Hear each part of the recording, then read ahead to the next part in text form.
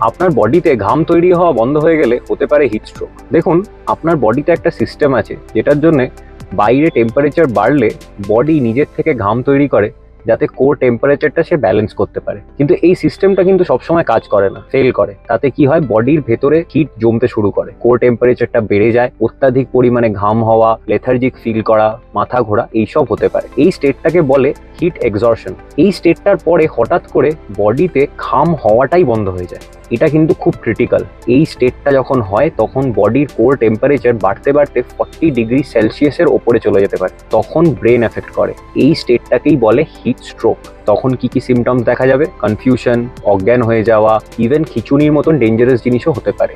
এই সময় পেশেন্টকে ইমিডিয়েটলি ইমার্জেন্সিতে নিয়ে যাওয়াটা খুব দরকার। এই সময় আর কি কি করতে হবে জানতে গেলে পরের ভিডিওটি দেখুন। সুস্থ থাকুন, সবাই ভালো থাকুন।